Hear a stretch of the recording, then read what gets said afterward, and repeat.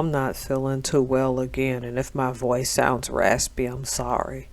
Also, my spouse is trying to sleep. So I'll let this marinate for people who already know the snippet that's coming on screen and then the subsequent article. If I were you all, I'd turn up the volume because I'm not feeling too well and I feel a little too weak to talk any louder like I normally do. Here's the thing, Brazil is not playing today. I mean, certain people in Brazil, at least their court system, okay? I read the article. I don't have the full extent of what Elon Musk has done in that country. As is, being an American myself, I don't like the mess he's made in Texas, but that has nothing to do with Brazil, so we're just gonna stick with Brazil. By my estimation, he's overrated anyway. People put Elon in America to a degree on some god-like status that I just find, quite frankly, borderline cultish and weird. That aspect of it and that respect of it is not Elon's fault. If you put people on a god-like pedestal, this stuff is gonna happen.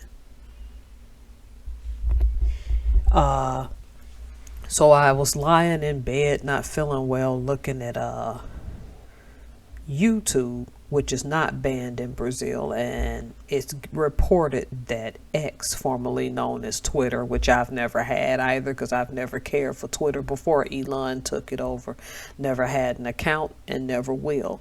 Guarantee if I do, somebody opened one in my name and I didn't know about it. So anywho, people woke up in Brazil to a rude awakening that they no longer have those accounts. And not only that, certain politicians in that country and certain people in power are saying any company that's caught will pay the equivalent of a $8,000 US fine if it is discovered that you used a VPN to try to log on into your X account or get back in it. I forgot exactly what the penalty is for average citizens in Brazil who decides to get back into their Twitter accounts. I have to be honest, before I give both sides of this issue, I have no skin in this game. Number one, I'm not in that country and I don't understand its laws and its rules. I do think Brazil is a racist country, but that's not going to be covered here either. My thing is I'm reporting it because I think it's important to see both sides of this issue. When people told me about Twitter years ago, when it was still just Twitter and about tweeting, even then I've never cared for the platform. Myself was probably considered either a late Gen X or early millennial. Twitter is much like Instagram to me, and Snapchat and TikTok, things I've never had. Bandwagons I have no interest in jumping on. These things have never really been appealing to me. Least I can say with YouTube, I learned how to cook and how to make soap and do things on YouTube. I found a lot of those platforms useless. I haven't even been in my Facebook since 2012 and just don't know how to get rid of it really, because they made some permanent like Facebook Meta before it was Meta. So here are the two sides of the argument. There was one Brazilian on the street that said something profound, saying that although they didn't like that Twitter was just taken, that an outsider has no right to go into that country trying to turn it into a banana republic.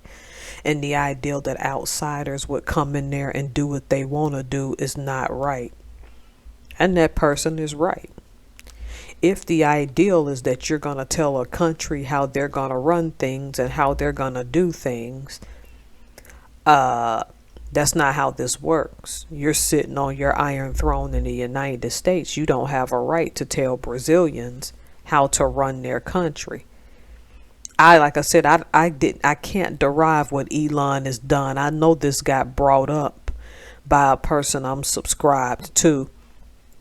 I don't know the extent to what he's gotten himself into in Brazil, but I respect that country's Supreme Court and their if that's what they call it. I forgot what they call their high court, and whoever got involved for saying what works in the United States doesn't necessarily work in our country.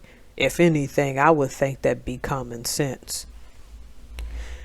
I also, the other side of this coin, agree with like some Brazilians who are saying you got to be careful about restricting people's speech, because the way in which X went away in that manner is dystopian, and that is a correct assessment of that.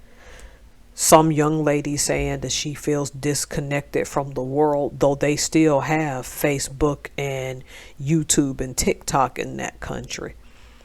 You just can no longer get on to X, but X was starting to make some significant ground in Brazil, and that's where a lot of young people said they got their news around the world. It's not from television in that country, but from X.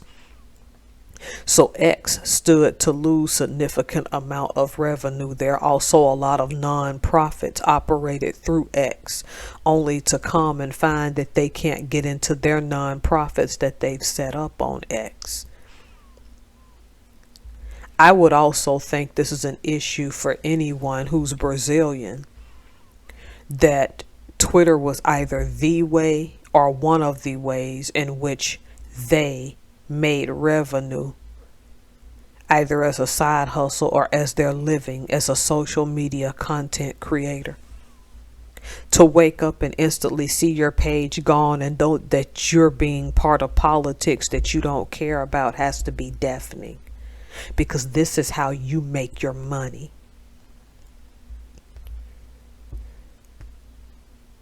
My issue as an outsider looking in is that the world is just an interesting place, and social media presence and the prevalence of it is playing a big role in who makes money and who doesn't. Again, I have no skin in this game, in part because I am not a Brazilian citizen, never been to the country. I can see both sides of this, and I empathize with both sides of it. We'll see where this goes as it develops. All right, I'm going to go and probably try to lie down in a little bit. I'm still not feeling well. Leave y'all's comments. Let me know what Elon did, because I don't put anything past the guy. Again, he's on some cult-like status to some people here in the United States, and I still don't get it myself. All right, thanks. Bye.